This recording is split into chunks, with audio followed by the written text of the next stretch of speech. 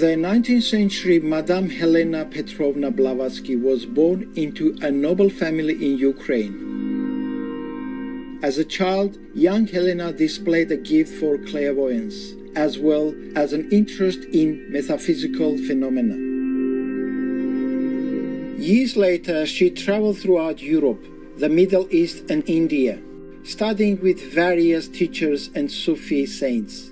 Following the guidance of an Indian yogi named Mahatma Maurya, Madame Blavatsky co-founded the Theosophical Society. Theosophy, meaning divine wisdom, refers to knowledge that comes through spiritual experience rather than intellectual understanding alone.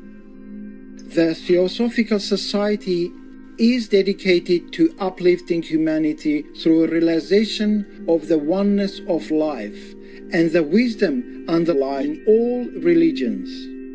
Madame Blavatsky wrote several important books on theosophy, including Isis Unveiled, The Secret Doctrine, The Key to Theosophy, and The Voice of the Silence. The Voice of the Silence contains excerpts from a sacred Tibetan Buddhist text called The Book of the Golden Precepts that Madame Blavatsky discovered while in India and translated herself.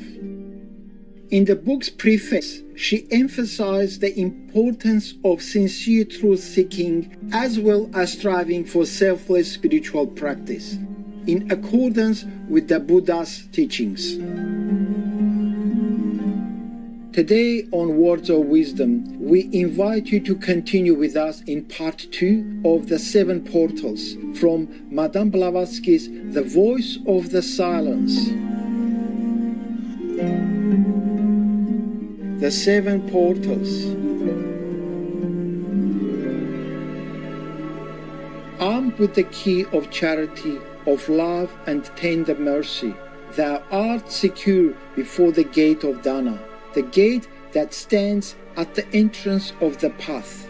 Behold, O happy pilgrim, the portal that faces thee is high and wide, seems easy of access. The road that leads therethrough is straight and smooth and green. It is like a sunny glade in the dark forest depth, a spot on earth mirrored from Amitabha Buddha's paradise. They, nightingales of hope and birds of radiant plumage, sing perched in green bowers, chanting success to fearless pilgrims. They sing of Bodhisattva's virtues 5, the 5-fold source of body power, and of the 7 steps in knowledge. Pass on, for thou hast brought the key, thou art secure. And to the second gate the way is verdant too, but it is steep and winds uphill, yes, to its rocky top. Grey mists will overhang its rough and stony height, and all be dark beyond. As on he goes, the song of hope sounds more feeble in the pilgrim's heart. The thrill of doubt is now upon him. His step less steady grows. Beware of this, O candidate. Beware of fear that spreads like the black and soundless wings of a midnight bat, between the moonlight of thy soul and thy great goal that looms in the distance far away. Fear, O disciple, kills the will and stays all action. If lacking in the sila or morality virtue, the pilgrim trips and karmic pebbles bruise his feet along the rocky path. Be of sure foot, O candidate, in Kshanti's or mercy's essence, bathe thy soul, for now thou dost approach the portal of that name, the gate of fortitude and patience. Close not thine eyes, nor lose thy sight of Dorji. Mira's arrows ever smite the man who has not reached viraga or detachment. Beware of trembling. Beneath the breath of fear, the key of Kshanti or mercy rusty grows. the rusty key refuses to unlock. The more thou do advance, the more thy feet pitfalls will meet. The path that leads on is lighted by one fire, the light of daring, burning in the heart. The more one dares, the more he shall obtain. The more he fears, the more that light shall pale, and that alone can guide. For as the lingering sunbeam that on the top of some tall mountain shines, and is followed by black night when out it fades, so is heart light. When out it goes, a dark and threatening shade will fall from thine own heart upon the path, and root thy feet in terror to the spot. Beware, disciple, of that little shade. No light that shines from spirit can dispel the darkness of the nether soul, unless all selfish thought has fled therefrom. And the pilgrim says, I have renounced this passing frame. I have destroyed the cause, the shadows cast, can, as effects, no longer be. For now the last great fight, the final war, between the higher and the lower self has taken place. Behold, the very battlefield is now engulfed in the great war, and is no more. But once that thou hast passed the gate of Kshanti or mercy, the third step is taken. Thy body is thy servant. Now for the fourth prepare, the portal of temptations which do ensnare the inner man.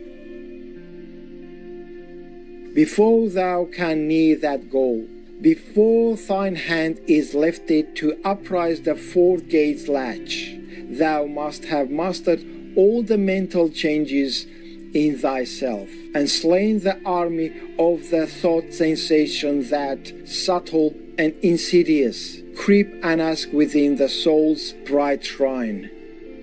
If thou would not be slain by them, then must thou harmless make thy own creations, the children of thy thoughts, unseen, impalpable, that swarmed round humankind, the progeny and heirs to man and his terrestrial spoils.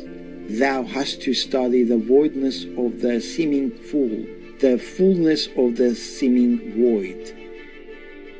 O fearless aspirant, look deep within the well of thine own heart, and answer, know thou of self the powers? O thou perceiver of external shadows.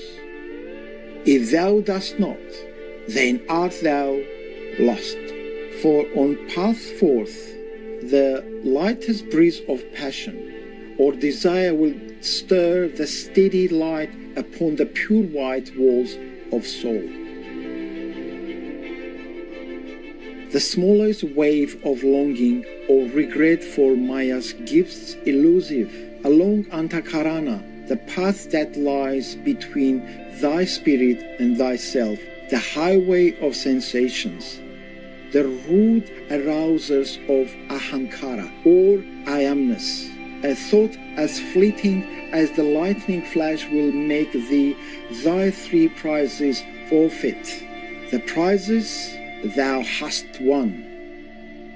For know that the eternal knows no change. The 8 dire miseries forsake forevermore. If not to wisdom, sure thou cannot come, nor yet to liberation, saith the great Lord.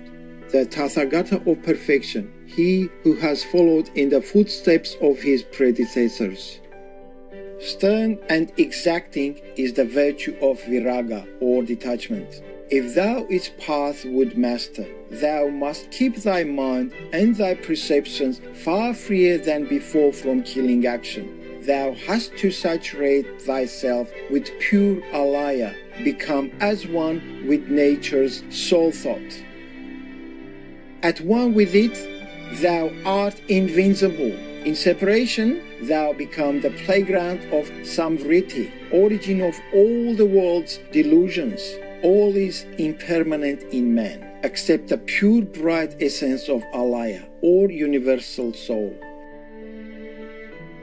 Man is its crystal ray, a beam of light immaculate within, a form of clay material upon the lower surface.